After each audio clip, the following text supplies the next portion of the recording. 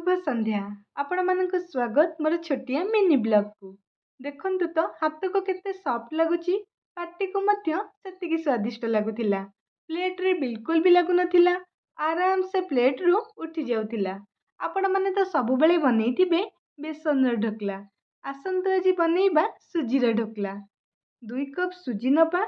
गोटे कप दही नबा सुजी आ दही को भल भाव में फेंटी सारा पर 10 मिनिट रेस्ट रे छाड़ी दबा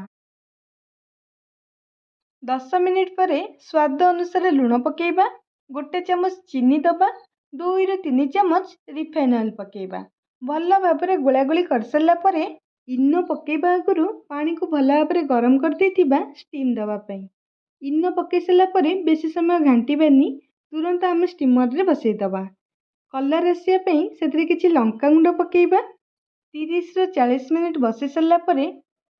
ढोकलाटी हेइछि कि नहीं जानिया पई गोटे कंटा चामच साहाय्य देखिबा जदि कंटा चामच से लागुथिबो पुणी 10 मिनिट बसई दबा चलंतु प्रस्तुत करिबा तड़का 2 चमच रिफाइन तेल रे टिके चुन चुन कटाइथिबा कंचा लंका पकेबा जीरा सोरस पकेबा भुसंग पत्र पकेबा 1 ରୁ 2 चमच चीनी दबा चीनी दे सारा पर टिके पानी दबा रेडी हे गला हमर तड़का देखंतु तो केते सुंदर देखा होची ढोकलाटी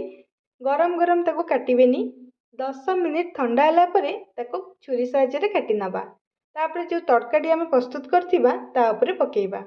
देखंतु तो केते सुंदर देखा होची हाथ को केते स्पंज लागुची पाटी को मध्य स्वाद सेतिकी भल थिला निश्चिंत घरे सुजी ढोकला बनांतु वीडियोटी भल लागितिले लाइक कमेंट सब्सक्राइब कर देबे वीडियोटी एंड पर्यंत देखि दिबारु आपण मानको बहुत बहुत धन्यवाद।